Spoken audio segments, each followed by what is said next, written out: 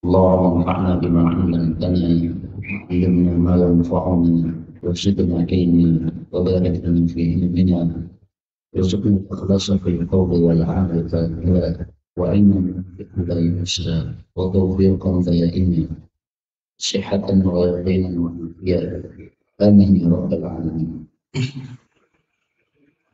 Alhamdulillah kaum muslimin rahimahullah, kita lanjutkan pengajian kitab Al-Jum'ah karya Syekh Al-Muhaddits Ghazali As-Sawlawi rahimahullah ta'ala. Dan karya ini sebenarnya merupakan ringkasan dari tulisan beliau yang saya ringkas sehingga menjadi kitab ini yang saya kasih judul Al-Arba'un fil Jum'ah. Adapun kitab aslinya berjudul Al-Jumu'ah tanpa Al-Arba'un.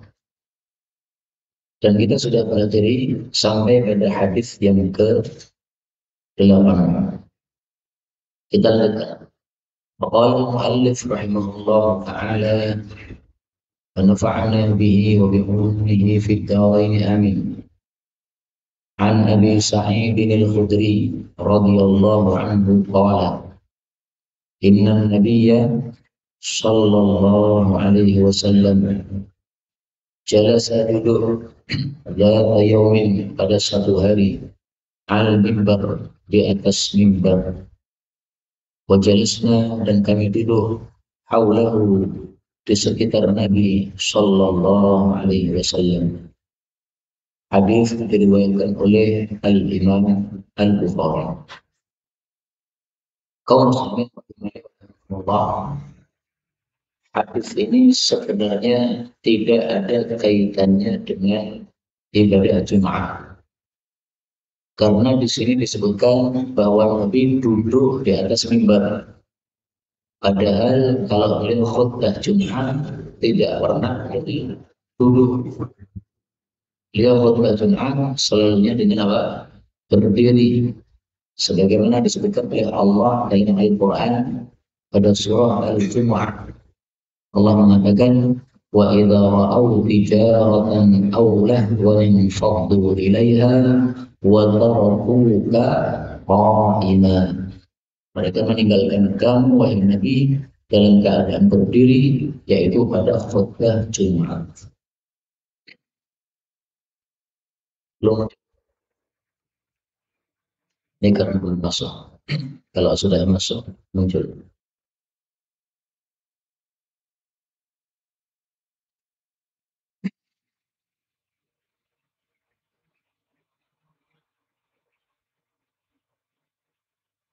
Maka hadis ini kenapa ditampilkan di sini? Karena hadis ini membicarakan tentang mimbar. Sementara mimbar itu dinaiki oleh Rasulullah SAW pada khutbah Jumat. Maka ditampilkan di sini kaitannya pada mimbarnya, bukan duduknya. Adapun duduk pada saat khutbah Jumat, hukum asalnya tidak boleh. Kenapa? Karena tidak sesuai sunnah Rasulullah Sallallahu Alaihi Wasallam. Rasulullah mengatakan, "Wasallu kama ra'aitumuni usalli." Hadis riwayat Bukhari. Dan salatlah kalian sebagaimana kalian melihat saya salat. Nah, ibadah Jumat itu mengandung salat dan mengandung khutbah. Maka salatnya harus sesuai sunnah, khutbahnya juga harus sesuai sunnah. Maka tidak boleh duduk ketika khutbah Jumat kecuali ada udhur. Siapa yang pertama kali duduk ketika khutbah Jumat? Diperselisihkan oleh para ulama. Ada yang mengatakan pertama kali adalah Sayyidina Muawiyah. Ada yang mengatakan pertama kali adalah Marwan. dan ada pendapat-pendapat yang lain. Pendapat yang paling populer adalah yang pertama duduk ketika khutbah Jumat adalah Sayyidina Muawiyah. Tetapi beliau punya udhur, beliau orangnya sangat gemuk sehingga susah untuk berdiri ketika khutbah Jumat. Maka beliau minta izin kepada para sahabat, waktu itu masih ada para sahabat, minta izin untuk khutbah dengan duduk karena susahnya berdiri. Maka perbuatan Muawiyah ini tidak melanggar sunnah karena dia punya udhur atau punya alasan untuk duduk pada khutbah Jumat. Kita lanjutkan. Walin Nasai, dari dua Nasai. Beliau berdiri. Fastaqbala, lalu menghadap an-nasa kepada manusia. Biwajhihi, dengan wajah beliau. Wan nasu, sementara para manusia julusun, duduk-duduk. Fa in kanat lahu hajah, apabila ada bagi beliau suatu hajat, yuridu an yab'atha, ingin mengutus ba'than, satu utusan, dzakarahu linnas, maka beliau menyebutkannya kepada para manusia. Wa illa, dan jika tidak ada, amar nasa, beliau perintahkan manusia bis sadaqah, untuk sedekah. Qala, beliau mengatakan, tasaddaqu, bersedekahlah kalian.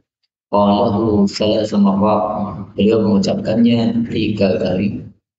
Fakana, maka adalah min aktsari ma yatasaddaq, termasuk yang paling banyak bersedekah adalah an-nisa'u, para wanita-wanita.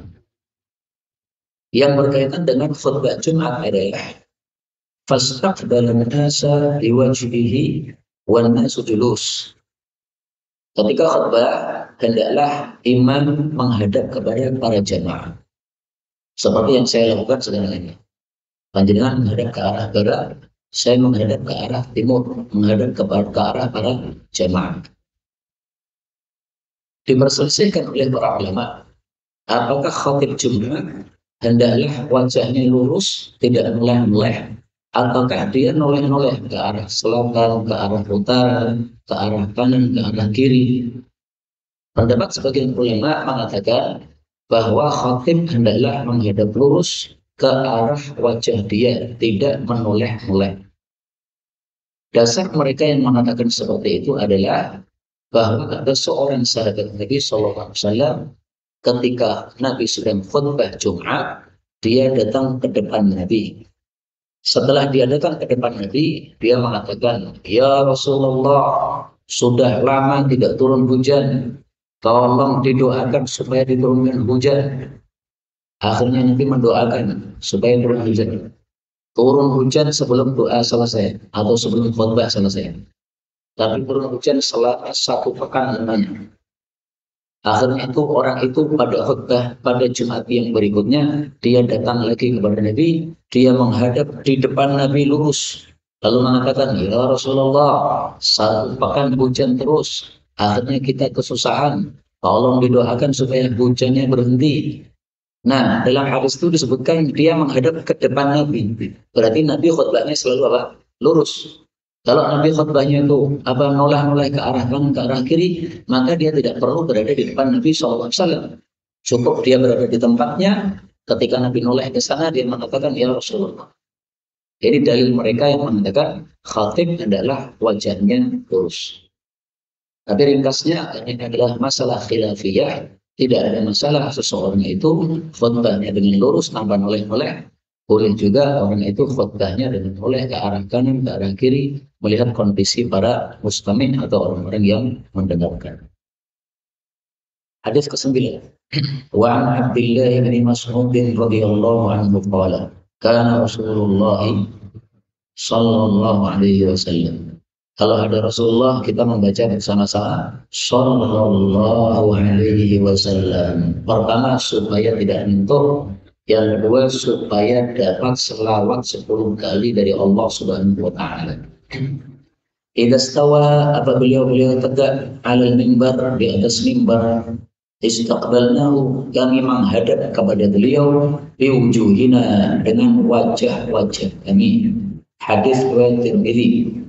Imam Tirmidzi mengatakan ada rawi bernama Muhammad bin Fadl bin Atiyah, dhaifun, seorang rawi yang lemah, dzahibul hadis, yang hadisnya lemah, inda ashabina, menurut sahabat-sahabat kami, maksudnya para ahli hadis.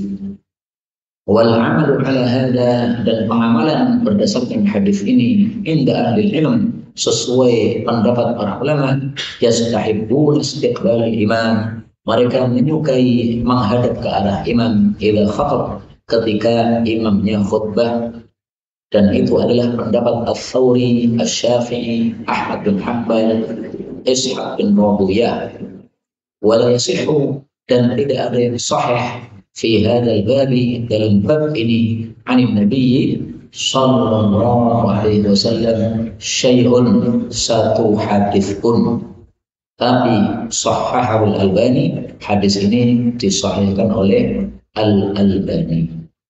Jadi derajat hadis ini diperselisihkan oleh para ulama.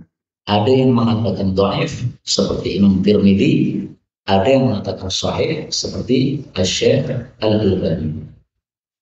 Anggaplah dhaif, tetap saja para ulama mengatakan disunnahkan para jamaah untuk menghadapkan wajahnya ke arah khatib. Khatibnya di tengah sini. Nah, maka yang berada di depan khatib wajahnya lurus ke barat. Yang berada di utara khatib berarti wajahnya menghadap ke selatan. Yang berada di selatan khatib berarti wajahnya menghadap ke utara. Itu sunnahnya kalau kita mendengarkan khutbah Jumat. Tapi apakah wajib? Tidak. Imam Tirmidzi tadi mengatakan yastahibun. Mereka menganggap mustahab. Mustahab yaitu sunnah.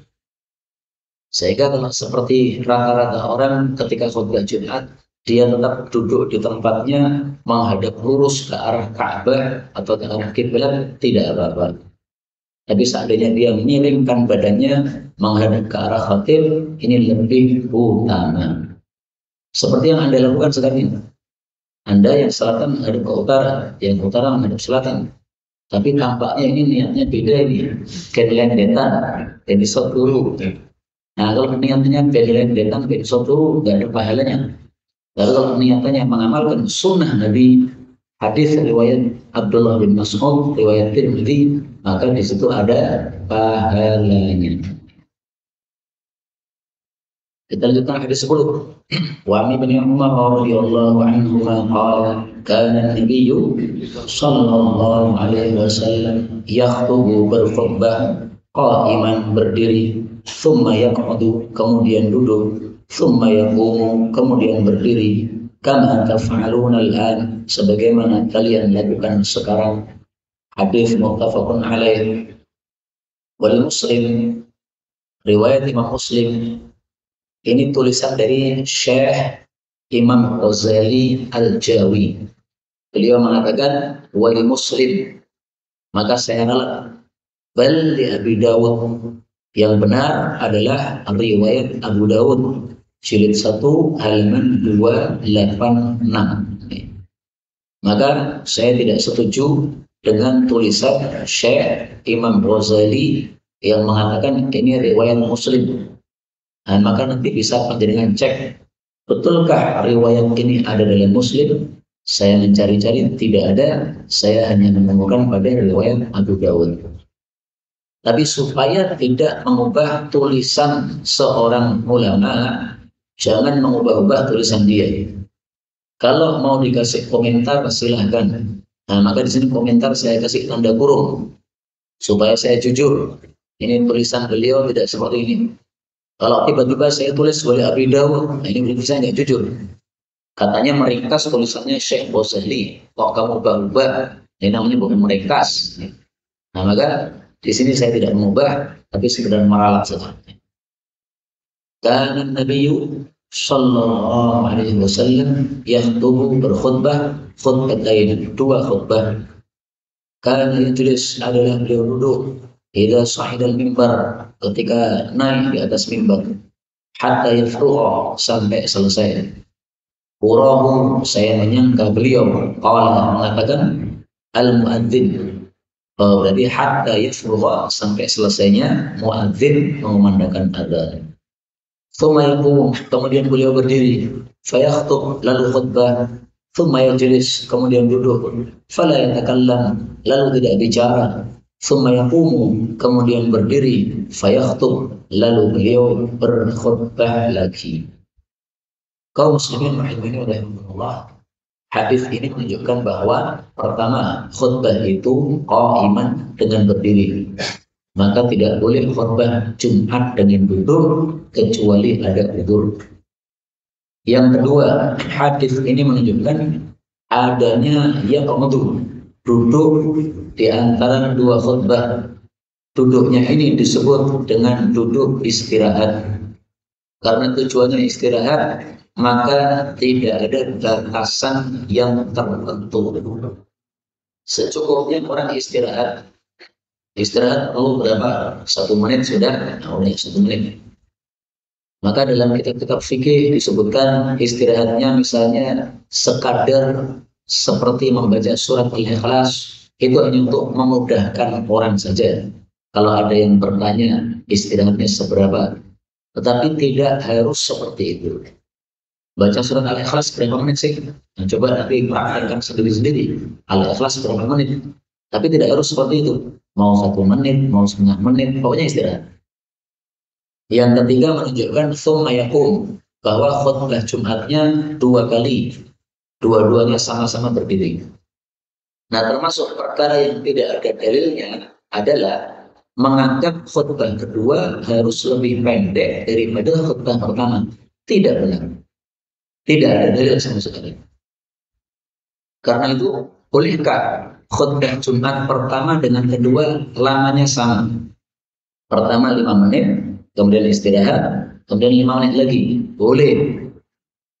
Apakah harus khutbah kedua lebih pendek? Tidak harus. Kalau mengharuskan, nah itu yang salah. Tapi apakah boleh khutbah kedua lebih pendek? Ya boleh-boleh saja. Tetapi saya tidak menyukai kalau dilakukan secara terus-menerus. Kenapa? Karena kalau dilakukan secara terus-menerus, apalagi yang melakukan adalah orang yang dianggap punya ilmu, nanti orang-orang akan salah paham. Dikira sunnahnya khutbah Jumat adalah pertama panjang, kedua pendek. Tidak benar. Sebagian orang setiap khutbah Jumat kedua selalu cuma surat saja. Al-Asr dibaca, habis itu selesai doa. Seolah-olah itulah sunnah Nabi. Tidak bagus seperti ini. Karena kalau dia melakukan seperti itu terus-menerus menyebabkan orang jadi salah paham. Maka kalau praktek yang dilakukan oleh guru kami, Syekh Shalih Al-Utsaimin, khutbahnya sekitar 8 menit, 4 menit khutbah pertama, 4 menit khutbah kedua. Jadi imbang, lamanya imbang. Kalau khutbah saya biasanya 5 menit khutbah pertama, 5 menit khutbah kedua, 10 menit. 8 menit untuk saya sangat cepat dan banyak jemaah yang terlambat. Biasanya khutbah kedua mulai, maka sebagian orang itu ada yang barusan datang ke masjid. Nah, melihat saya sudah naik khutbah kedua, dia jadi ragu-ragu sholat sunnah atau tidak. Padahal sebenarnya sholat sunnah masih sangat cukup. Karena khutbah kedua saya 5 menit. Sholat sunnah cukup 2 menit. 1 rakaat 1 menit. 2 rakaat berarti 2 menit sudah cukup. Baik, kemudian dari hadisnya juga kita ambil pelajaran bahwa proses khutbah Jumat pertama kali imam naik mimbar. Setelah itu muadzin memandangkan azan. Nah, ketika naik mimbar, apa yang dilakukan oleh imam? Terserah. Dia mau salam boleh, dia tidak pakai salam juga boleh. Yang penting kalau dia tidak pakai salam, maka pada saat masuk masjid mengucapkan apa? Salam. Karena naik mimbar mengucapkan salam, hadisnya diperselisihkan oleh para ulama, sebagaimana sudah kita bahas di pertemuan-pertemuan yang lalu. Kalau panjenengan mengikuti ulama yang mensuaikan, silakan naik mimbar, assalamualaikum, lalu duduk, lalu muadzin memandangkan azan. Kalau panjenengan mengikuti ulama yang mendhaifkan, silakan masuk masjid, assalamualaikum. Naik mimbar diam, naik mimbar langsung duduk. Nah, artinya langsung ambil mic adzan. Tidak perlu menunggu salamnya imam tadi. Kemudian dalam hadis ini disebutkan Nabi ketika duduk la yatakallam, tidak bicara sama sekali. Tapi apakah ini larangan? Bukan larangan. Sehingga kalau kita berbicara kepada Allah pada saat istirahatnya imam tadi, maksudnya kita berdoa, boleh, tidak ada masalah. Jadi imam diam karena istirahat, ini kesempatan bagus untuk kita gunakan berdoa kepada Allah Subhanahu wa Ta'ala. Karena bisa jadi itu termasuk doa mustajab yang sudah kita bahas pada pertemuan yang lalu tentang perselisihan para ulama tentang waktu mustajab di hari Jumat. Inilah yang dapat saya bacakan pada pertemuan kali ini karena ada masalah pada suara, kita cukupkan 20 menit saja. Sisa waktu kalau ada pembahasan dipersilakan, baik yang berkaitan dengan tema maupun secara bebas.